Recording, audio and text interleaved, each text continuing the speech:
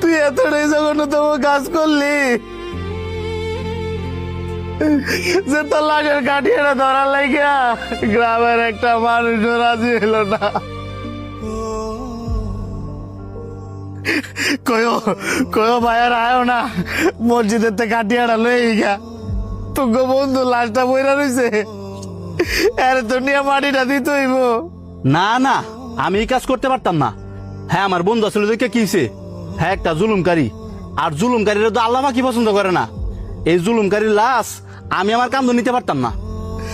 আমার ভাই জুলুমকারী আসলে দেখে কি হইছে, আল্লাহ পাক তো কয় নাই যে জুলুমকারীর লাশ কান্দা নেওয়ান যেত না বা জানাজা দেওয়ান যেত না। আমনের কাইন্দেন না আছে, আমনের ভাই যা করছে, হ্যাঁ ভাবছে হ্যাঁ একলাই মানুষ আর আমরা গ্রামের সবাই পশু। আমি জানি আমার ভাই অনেক খারাপ মানুষ আছিল, তোমরা তো আর বন্ধু, তোমরা যদি গ্রামবাসীর মতন আমারে ফিরায় দাও, আমি কি একলা পারবো আমার ভাই লাশটা নিয়ে মাটি দিতাম?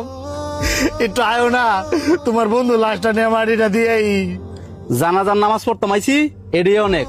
একজন হুজুর খবর দেন না, নামাজটা পড়ায় এলান।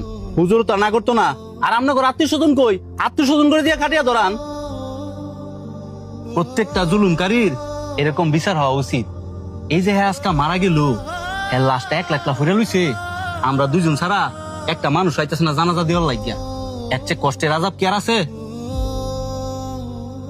একটা বার চিন্তা করছস, হ্যাঁ মারা গেছে, মাটির উপরে থাকতো এর আদাব শুরু হয়েছে। মাটির তরে গেলে না জানি কত ভয়ঙ্কর আদাব শুরু হয়, সেটা আল্লাহ পাকি ভালো জানেন। আল্লাহ পাক যদি এর মাফ করে, কারণে আমার চোখের সামনে ওই গরিব মানুষের উপরে জুলুম করছে। ভাই ডাকছিলেন? তোর বাপে যে আমার তে লাভের রূপে 50,000 টাকা নিছে, এই যে 2 বছর ধরে ঘুরাইতেছস, এখন তো সুদে আসলে 5 লাখ টাকা হয়েছে।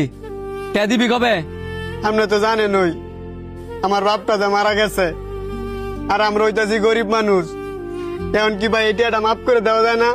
তোর বাপের টেয়াটা নেওয়ার সময় মনে ছিল না যে টেয়াটা দিয়া যে মরতে হইব?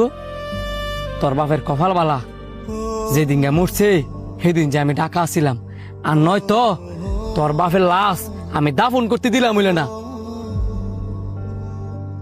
তোর বাপে আমার তে টেয়া নিছে না, তোর বাপে মরে গেছে দেখে কি হইছে? তুই তো আসস